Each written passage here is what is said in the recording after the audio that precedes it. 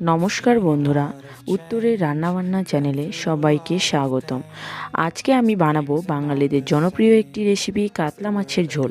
এটা সবার বাড়িতে প্রায় প্রতিদিনই রান্না করা হয়। তো চলুন দেরি না করে ঝটপট বানিয়ে নিই কাতলা মাছের ঝোল। সবার প্রথমে আমি 1 চামচ লবণ আর হলুদ দিয়ে মাছের পিসগুলোকে ম্যারিনেট করে নেব। লবণ আর হলুদ ভালো করে মাছের দুপাশে ভালো করে মাখিয়ে নিতে হবে। ম্যারিনেট হয়ে গেলে মাছগুলোকে 10 থেকে 15 মিনিট রেস্টে রেখে দেব।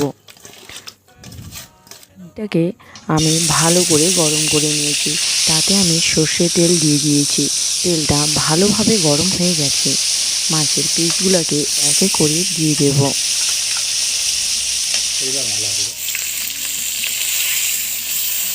এক সাইড মাছগুলো ভাজা হয়ে গেছে, মাছগুলোকে উল্টে দিচ্ছি। আমার মাছগুলো ভাজা হয়ে গেছে।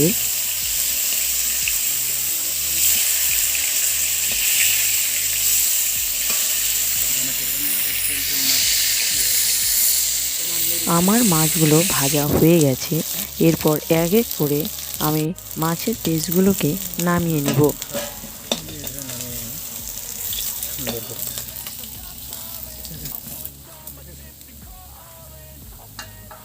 একইভাবে আমি বাকি মাছগুলোকেও ভেজে নিব।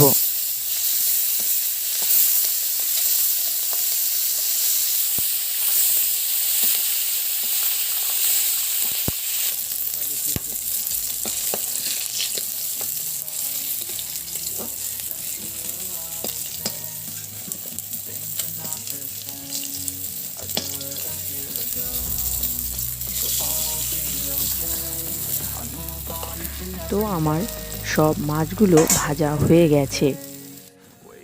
এরপর ওই তেলে আমি দিয়ে দিলাম পেঁয়াজ বাটা। পেঁয়াজটাকে একটু ভেজে এর মধ্যে দিয়ে দিলাম রসুন বাটা। পেঁয়াজ আর রসুন বাটাটাকে একটু গোল্ডেন ব্রাউন করে ভেজে নেব। এর মধ্যে দিয়ে দিলাম কিছুটা পরিমাণ জল, যাতে মশলা পুড়ে না যায়।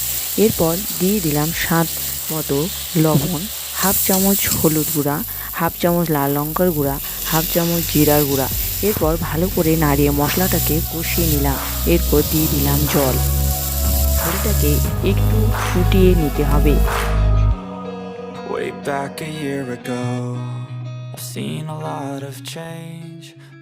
ঝোল একটু ফুটিয়ে উঠলে এর মধ্যে এক এক করে আমি সব মাছগুলোকে দিয়ে দেব।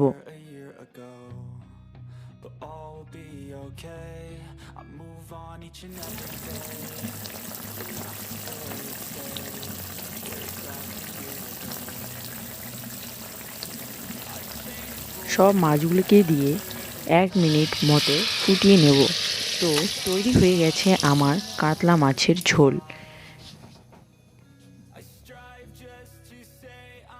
আমার রেসিপিটাকে ভালো লাগলে অবশ্যই লাইক, শেয়ার এবং কমেন্ট করবেন। আর আমার রোজকার রেসিপি পেতে আমার চ্যানেলকে সাবস্ক্রাইব করতে ভুলবেন না। নমস্কার।